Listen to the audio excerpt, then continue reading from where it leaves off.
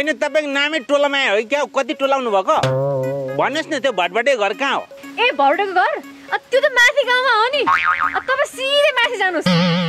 यहाँ माथि होइन के, माथि गाउँ। यता? हजुर। ए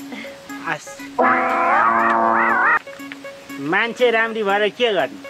टोलाउने रोग रहेछ। यसको बुढो पनि साह्रै पश्चाताप गरिरहला। राम्री देखेर बिहा गर्यो। लास्ट टाइममा टोलामाया भेटेपछि यसलाई पनि दिगदारै भइरहेको। टोलामायाहरू धेरै छ नि क्या यो गाउँमा। मन्डा दाजु, ओ मन्डा दाजु, मन्डा दाजु अनि बोल्दैन नि त। यसो एक महिना चामल पैँचो मागौँ भनेर आएको, बोल्दैन नि त क्या दाजु। ओ मन्डा दाजु, ढोका त खुल्लै छ, भित्रै भएर पनि नबोल्या हुनसक्छ।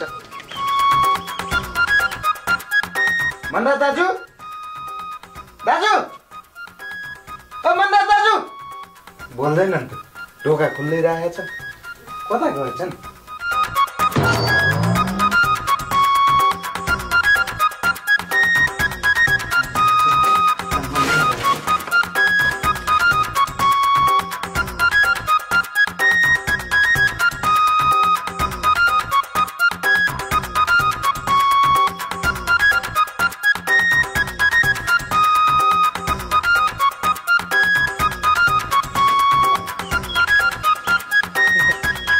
यति भएपछि 2-3 छाक टरिहाल्छ नि।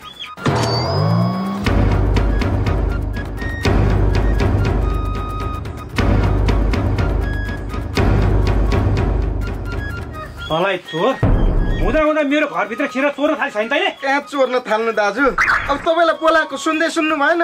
अनि ढोका खुल्लै रहेछ, भित्र छिरेको बोरामा चामल र छेउमा आलु देखेँ।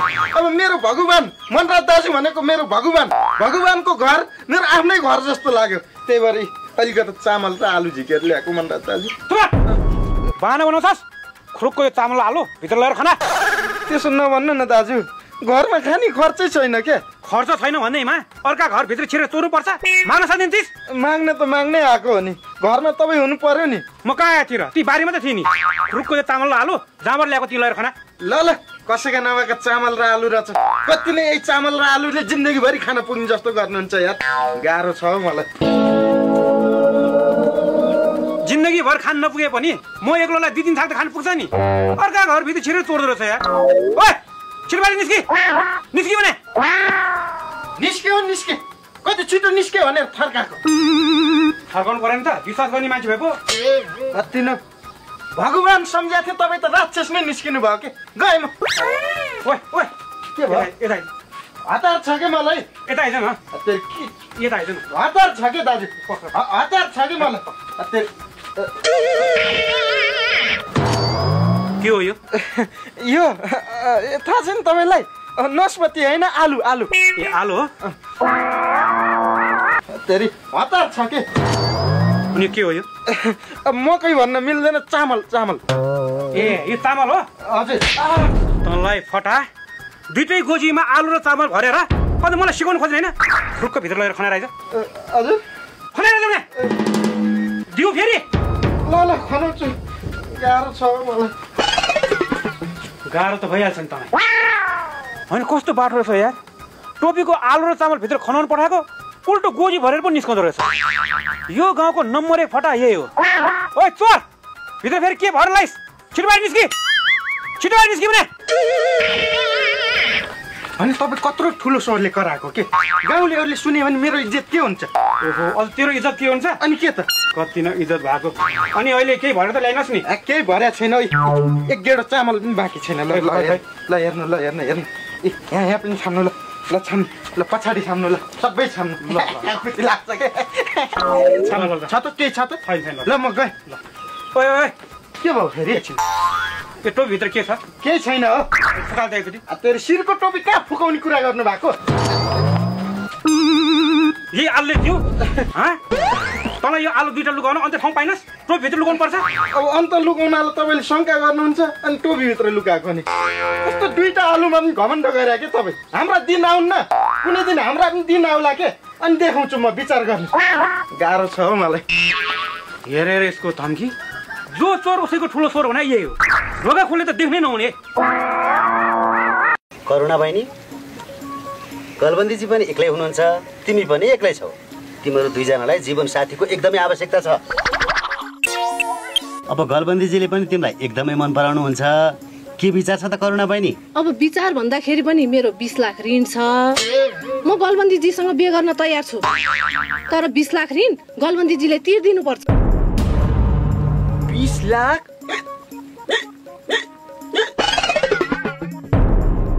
गलबन्दी, ए गलबन्दी, गलबन्दी, ए रानी, जाऊ त भित्रको पानी ल्याऊ त।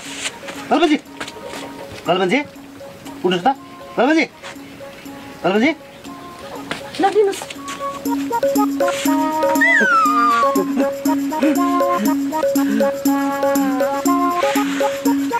म कहाँ छु? गलबन्दीजी, तपाईँ ठिक त हुनुहुन्छ नि? तपाईँले बेलैमा पानी हालिदिनु भयो र ठिक भयो। होइन टिकाराम सर, तपाईँले करुणाजीसँग मेरो बिहे गराउन ल्याउनु भएको कि उहाँको 20 लाख ऋण तिराउन ल्याउनु भएको? 20 लाखले त करुणाजी भन्दा पनि 1600 गुणा राम्री केटी आउँछ, बुझ्नुभयो? गएँ म, झन्नैले जिउँदै मारे मलाई।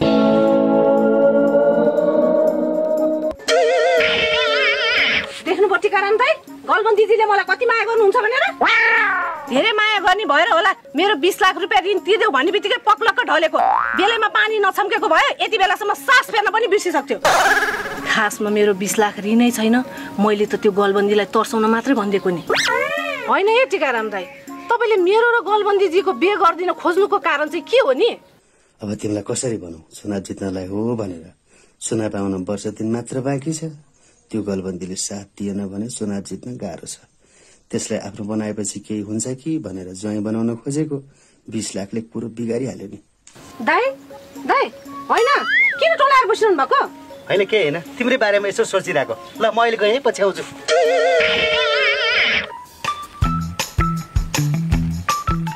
होइन त्यो केटीले भटभटे माइलो माथि गाउँमा बस्छ भन्थे। योभन्दा माथि त गाउँ नै छैन जस्तो छ। फेरि कहाँ चाहिँ बस्दो रहेछ मेरो भटभटे भाइ? होइन आफ्नै भाइलाई पनि सियो खोजे जस्तो खोज्नु परेछ भने। ए हेलो हेलो, होइन दाई भनौँ कि भाइ भनौँ कि सर भनौँ कि माननीयज्यू भनौँ कि के भनेर सम्बोधन गर्दा हजुरलाई चित्त बुझ्ला? मलाई केही भनेर सम्बोधन गर्नु पर्दैन, म समाजसेवी हुँ। ए समाजसेवी पो? त्यो भटभटे माइलो यो गाउँमा कहाँ बस्छ? भटभटे माइलो त कहाँ यो गाउँमा बस्छ र? भटभटे माइलो त ऊ तल्लो गाउँमा बस्छ। तलको गाउँमा बस्छ रे? अघि तलको गाउँमा एउटा केटीलाई सोधेको माथिको गाउँमा बस्छ भन्थे त। केटीले भने पत्याएर हुन्छ, म केटाले भनेको पत्याउनुहोस् न। खै तपाईँ केटाले भनेको पत्याउनु कि त्यो केटीले भनेको पत्याउनु? मलाई त केटा केटी बराबर लाग्छ, कसले भन्ने पत्याउनु? हे तेरी, म केटाले भनेको पत्याउनु न। तपाईँ केटाले भनेको पत्याउनलाई के प्रमाण छ तपाईँसँग? त्यसो भए हिँड्नुहोस्, म पुऱ्याइदिन्छु। ल हिँड्नुहोस् न त, हिँड्नुहोस् ल। बुढोलाई खर्चको जुवा गर्न जाऊ भनेर पानी लिन गए कि अब म पानी लिएर आइसकेँ, बुढोले खर्च अहिलेसम्म ल्याएको होइन। अब कतिखेर खर्च ल्याउने हुनु न पकाएर खानु। आफूलाई भोक लागिसक्यो। भोक लागेर के गर्नु त? मैले कसैले पैँचो पत्याउँदैन। अब पत्याउनु पनि कसरी पत्याउनु त? वारी गाउँदेखि पारी गाउँसम्म, पारी गाउँदेखि वारी गाउँसम्म पैँचो तिर्नै बाँकी छ। यही बेलामा 1 रुपियाँ पैसा छैन। यस्तै तालो हो भने त भोकमरीले मरेला जस्तो छ। 500 रुपियाँ? 500 रुपियाँ पो भेट्यो त। अजिङ्गरको आएर दही बली पुऱ्याउँछ भन्थे, हो र छ। अब यही 500 भए पनि केही दिनलाई खर्च टरिहाल्यो नि। थाङ्कु है भगवान्, थाङ्कु, मलाई दया गरेर 500 रुपियाँ भेटाइदिनु भएकोमा। योभन्दा खुसीको कुरा के हुन्छ? ओ लाल टपरी, के छ तेरो हालखबर? ठिक छ। के हो आज पनि उधार माग्न आइसक्यो? आज त उधार दिन्न नि, पहिलाको पैसा तिर अनि मात्र दिन्छु। हेर न यसले मलाई हेप्या, सधैँ उधार लान्छु, कस्तो हेप्दो रहेछ यार। इला यो 500 रुपियाँ, पहिलाको पैसा पछि दिउँला। अहिले 3 किलो चामल अनि नुन प्याज तेल के छ हाल्दे त त्यो 500 को। ल ल ल छिटो है।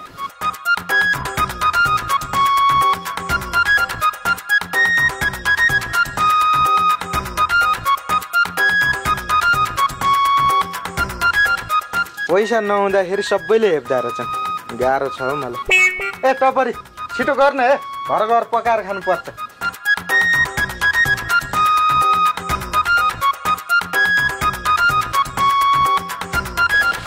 के गरे त्यो? यसो 2-3टा लगेको छु कि। ल ल यो पहिलाको पैसा चाहिँ छिटो तिर है। तिरिहाल्छु नि, कस्तो हात्ते खाएर भाग्दैन के अरे। ल म गएँ।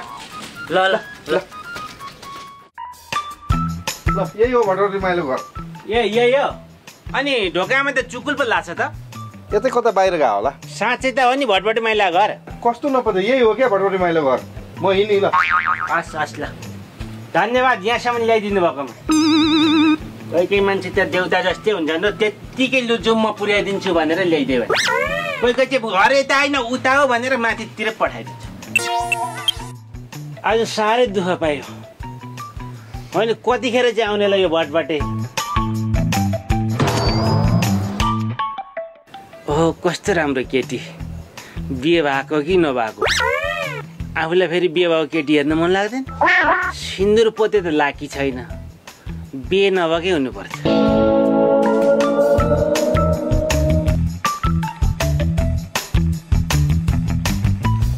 Excuse me.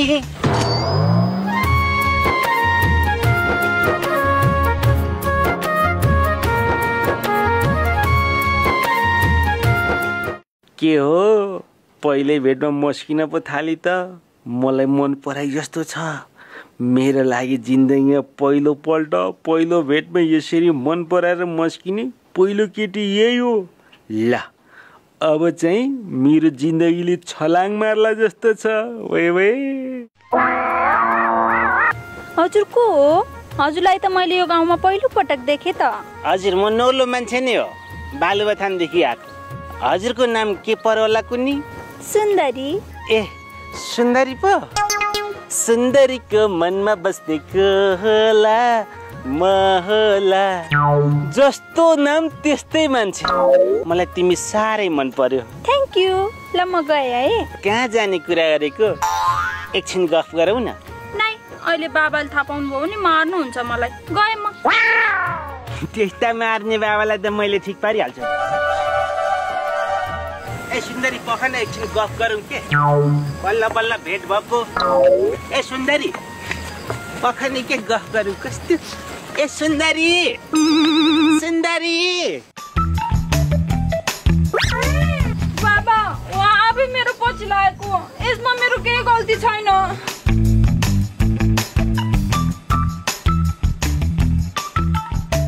नरिसाउनुहोस् न हजुर। अब तरुणी छोरीको पछाडि म जस्तो ह्यान्डसम खाइलाग्दो केटो त पछि लागिहाल्छ। म पनि त कन्ने केटै हो। एउटा कन्ने केटो हजुरको छोरीको पछाडि लाग्दा हजुरको के नै बिग्रिन्छ र? चुप लाग डाका। ऊ मेरो छोरी होइन, श्रीमती हो। श्रीमती रे? अनि बाबा भन्ने थिइन् त। अनि आजकलका श्रीमतीले भनिने बाबा त हो नि। त्यो त हो, तर हजुरको श्रीमती भनेर अझै पनि पत्यार लागेको छैन। न सिउँदोमा सिन्दुर छ न गलामा पोते छ। कसरी पत्याउने? अब पत्याए पत्याउ नपत्याए नपत्याउ। ऊ मेरो श्रीमती भनेपछि भएन। आइन्दा मेरो श्रीमतीको पछि लागेर देख्यो भने राम्रो हुँदैन भन्दिया छु। श्रीमती नै भनिसकेपछि त पछाडि लाग्ने कुरै भएन नि। अनि आजकलका तरुणीहरू के भएका कि दिन कम र इन्कमको पछि लागिसकेपछि हामी जस्तो युवाहरूको त बिहे नै नहुने भयो त। त्यो के दिनमा जन्मेछु नि म।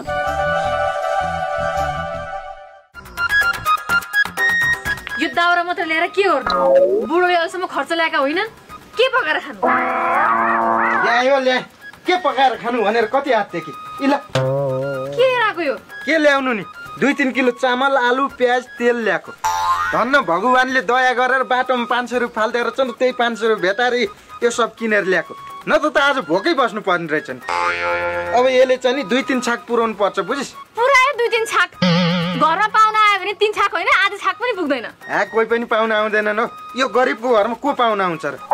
ल यो भित्र लगेर छिटो पका, मलाई भोक लागिसक्यो। भोक त मलाई पनि लागिरहेछ नि। त्यही भएर त भित्र लगेर छिटो पका भने नि।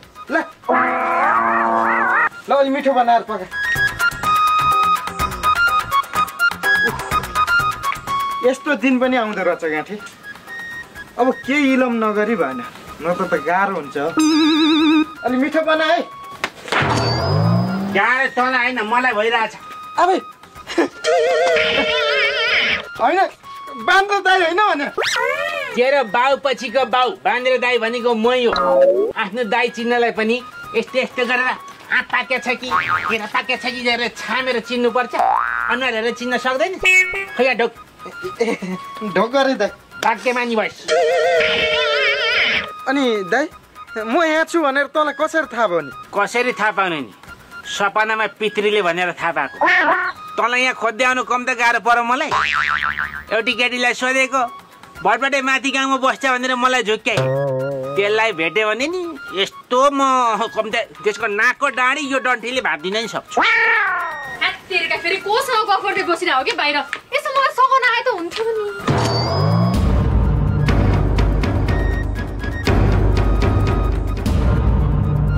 भटभटे हजुर मलाई झुक्क्याउने टोलामा यहाँ यिनै हुन्। को नि को हुनु नि दाई? तपाईँको बुहारी हो। बुहारी यहाँ कि तेरो श्रीमती हो? मान्छे राम्री भएर के गर्नु? बेहोरा त सकिएकै रहेछ नि। आज आफ्नै जेठाजीलाई झुक्क्यायो होइन? अनि के भन्छ? के भन्छ? अघि भटभटे घर कहाँ हो भनेर सोधेको। तेरो घर सोध्दा ऊ माथि भनेर देखाउने यिनै हुन्। नचिनेर होला के छोड्दैन। नचिने पनि त्यस्तो गर्नु हुँदैन। मान्छे झुक्किएर कहाँसम्म पुग्छ, कति दुःख पाउँछ। अनि बुहारी जेठाजीलाई भेटेपछि टाउको ढाकेर ढोग्नु पर्दैन? तेरिका दाई आजभोलि यो टाउको ढाक्ने जमाना गइसक्यो के छोड्दैन। ए पुतली नमस्ते गर्नु दाइलाई। नमस्ते रिस उठ्नी। हेर सोमत अहिले कसरी नमस्ते गर्या? नमस्ते रिस उठ्ने रे। यस्तो पनि तरिका हुन्छ? तेरिका दाई यो अलि रिसाकी छ के त नरिसा न। अनि यस्तो रिसा स्वास्नी किन बिहा गरेको त? हेर स्वास्नीको पिरले मोटाको। अनि तँलाई यत्रो वर्षसम्म तेरो दाइको याद आएन? अब याद त आउँथ्यो नि। याद आएर के गर्नु? त कहाँ थिइस् अत्तो पत्तो केही थाहा थिएन। अनि तँलाई चाहिँ मेरो याद आएन? त्यही याद आएर त तँलाई भेट्न आएको त। सपनामा पितृले पनि जा तेरो भाइसँग भेट भनेर तँलाई भेट्न आएको। याद नआएको भए तँलाई भेट्न आउँथ्यो गरा। अब यहाँ बसेर के प्यार प्यार प्यार प्यार मात्रै गरिरहनु? भित्र हिँड्न त, भित्र बसेर गफ गर। लास्टल दिन्छु अनि थाहा पाउँछ। त्यहाँ मात्रै भित्र गएर हुन्छ, यहाँ भित्र छिराउनु पर्दैन। उहाँदेखि आएको मान्छेलाई भोक लागेन? उतैले पकाउँदैछ के खाउँला? हिँड्न भित्र। कुरै बुझ्दैन। चप्पल बाहिर खो। हेर्नु न मनराजी, टिकाराम दाईले गलबन्दीलाई लिएर आएर बिहेको प्रस्ताव राख्नुभयो। अब दाईले ल्याउनु भएको कुरो कसरी नाइ भन्नु? 20 लाख ऋण छ, तिर्दिने भए बिहे गर्छु भनेर भनेको। 20 लाख ऋण सुन्ने बित्तिकै गलबन्दी त ठाउँको ठाउँै ढल्यो नि। अब त्यो गलबन्दी मेरो पछि नलाग्ला कि? अनि कर्णाजी तपाईँलाई साँच्चैकै 20 लाख रुपियाँ ऋण लागेकै हो त? 20 लाख त के 20 रुपियाँ पनि ऋण लागेको छैन नि। मैले त त्यो टिकाराम दाईको वचन पनि हार्न नसकेको, अनि त्यो गलबन्दी डाकासँग बिहे गर्न पनि मन नलागेको, त्यही भएर त्यतिकै भनिदिएको नि। ठिक गर्नुभयो तपाईँले। यो सब त्यो टिकारामजीले चुनावको लागि गलबन्दीलाई आफ्नो बनाउनको लागि गरे जस्तो लाग्यो मलाई सबै थाहा छ हो मनराजी। हेर्नुहोस् कर्णाजी, अब आउने चुनावमा म मेयर, तपाईँ उपमेयरमा उठ्नुपर्छ। यसको लागि त्यो गलबन्दीलाई हामीले जसरी पनि आफ्नो बनाउनु पर्छ, बुझ्नुभयो? त्यो गलबन्दीलाई आफ्नो बनाएन भने हामीले चुनाव जितेर मेयर र उपमेयर बन्न गाह्रो छ। झन्नै 7 गाउँको भोट त उसैको हातमा छ। त्यो सबै भोट हामीले ल्याएर अबको चुनाव जित्नुपर्छ, बुझ्नुभयो? अब तपाईँले त्यो गलबन्दीलाई मायाको नाटक गरेर आफ्नो माया जालमा पारेर चुनावसम्ममा आफ्नो बनाउनु पर्छ। पछि चुनाव जितेपछि छोडिदिनु होला। फेरि तपाईँलाई पनि त चुनाव जितेर उपमेयर बनेर विदेशमा त्यो बिहे गरेर बसेको श्रीमान र सौतालाई देखाउनु छ नि कि कसो? अब तपाईँको कुरा नि ठिकै हो, तर सर्दिन नलाग्नुहोस् क्या। मैले भने जस्तै गर्नुहोस्, सब ठिक हुन्छ। त्यसो भए ठिकै छ, म तपाईँले भने जस्तै गर्छु। के गर्नु, उपमेयरको सवाल छ। ठक्क तिमीहरूको राजनीति मलाई युज गरेर मेयर उपमेयर बन्ने होइन। अब हेर्दै जाऊ, म गर्छु तिमीहरूसँग राजनीति। राजनीतिको कुरा नगर्नु दाइ भात खाने बेलामा। राजनीतिको कुरा गर्ने नि भात खाने बेलामा, अरू बेला फुर्सद हुनु परेन? होइन भट्टे, त्यो तिमीहरूको गाउँमा विकास किन नभएको? न खोलामा पुल छ। खोलामा पुल नभएर म त्यो खोला तरेर आएको, झन्डै बगाएन मलाई। न राम्रो बाटो बनेको छ।